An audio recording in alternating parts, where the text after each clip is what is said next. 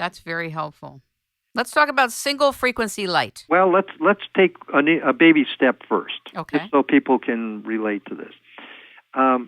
When you take a red light bulb or a green light bulb or blue, or you take a white bulb and you put some kind of a color gel or shield in front of it so that only the red comes through or only the yellow comes through.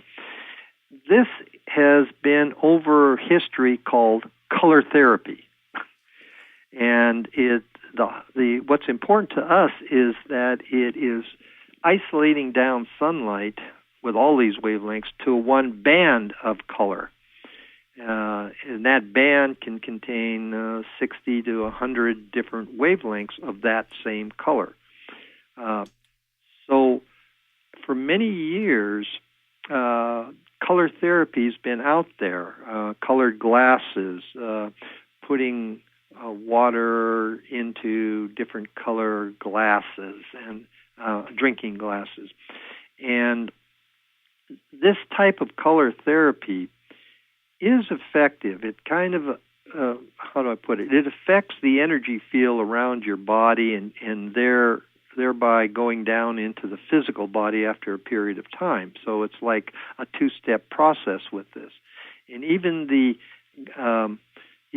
AMA uses some of this color therapy stuff. For instance, blue lights are often put on newborn babies that have jaundice.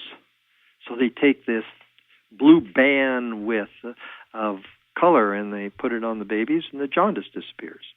I didn't know that. I was jaundiced as a child. If they were on top of it, they put blue light on you. I was born looking like I was lit by a yellow light bulb. And the blue was put on you for the first, X 30 days, I guess, or maybe last 2 weeks or even 10 days, and the jaundice disappears.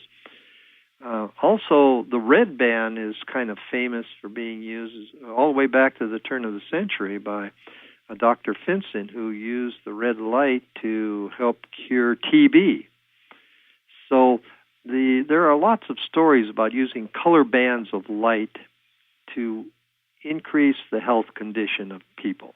And as I said, one of the more famous person's name is Dinshaw, and a lot of people will recognize that name in color. So what I want the audience to know is that we can go from full spectrum, so to speak, to a partial spectrum of one color with many wavelengths in it, and we can affect some healing. Only that healing generally is slow. Sometimes things take 3 or 4 days under colored light to occur. And so that's the concept of color therapy. And now we can segue directly into our single frequency light, where we're taking not only a red bandwidth of 70 wavelengths, but we're isolating one. And we'll talk a lot about the red ones go from around 600 to 670 nanometers of that's how they designate each wavelength. We're going to talk primarily about 660 because that's the epitome of single frequency light for treating. So now we're at single frequency light. And why is this one more important than anything else? Because it has the ability to stimulate literally recovery of damaged or abnormal cells in the body. You can have an open wound. You can let it heal normally with forming, you know how healing goes on an open wound. It gets kind of pussy and forms a scab, and then you heal over usually 7 to 10 days. When you use a single frequency of light, it actually stimulates that cell to heal quicker. And so you apply a light to it for 5 minutes. Do that every couple of hours, and you can watch the open wound literally closing in front of your eyes. Over a period of 24 hours, you can watch the skin grow. Literally, the membrane grows so fast that the body doesn't have to even put a scab over it. Doesn't have time to form a scab because it's already healing. and it will heal so quickly and so thoroughly that you never leave a scar. That's pretty profound. Just giving you, just an overview of the power of a single frequency light to accelerate healing is dramatic, and the flip side of that is that if you change the mode of application a little bit, instead of having a pulsing rate, you have a continuous flow of light. That diminishes pain. You put it over an aching joint in minutes. Or an L5 that's giving you a lot of pain, and just put the light on it for a while, and the tissue relaxes and the pain diminishes.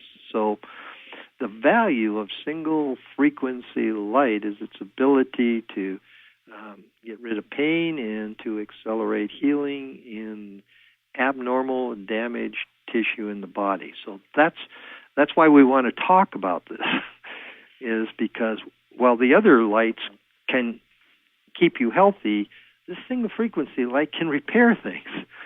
It's like a welding torch applied to a piece of metal. It can fuse it and make it whole. I think that for the most part, most of us have totally underestimated the value of light, the presence of light, and on a photonic level, probably never considered that it has healing properties. Right.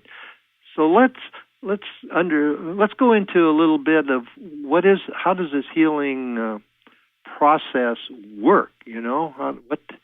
What is the mechanism that takes place that makes all this? I call it like a silver bullet, because you can affect a change in the cell tissue, but you can't overuse it, and there are no side effects. So you can't do anything wrong. And that's the beauty of dealing with this. So the mechanism is this.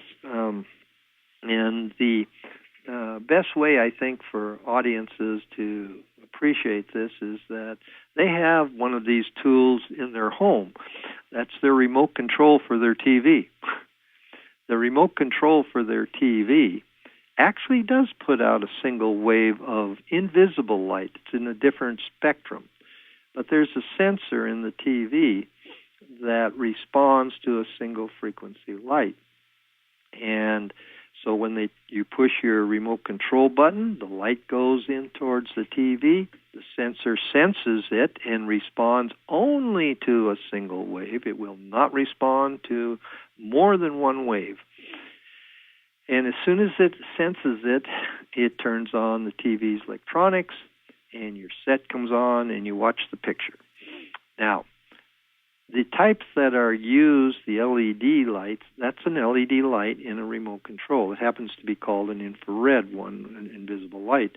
But now if you take an LED light, and I'll come back to the fact that the best are in the red frequency range, and you take a red light and you shine it on your body. And your body will, your cells of your body are like, in a sense, every single cell, if you picture it like a circle, all the internal workings of the cell are inside the circle, the mitochondria, the DNA, everything that makes that cell do what it is supposed to in your body.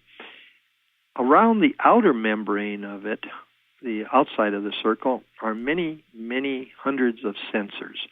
And these sensors are like the sensor in the TV.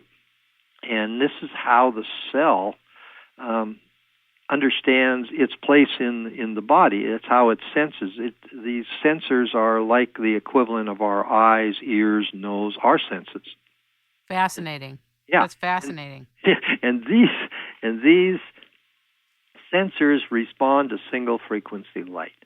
So when I shine a single frequency light on tissue, if it go in the light will penetrate, depending on the type of unit, it'll penetrate deeper or shallow. It depends on the power of the unit.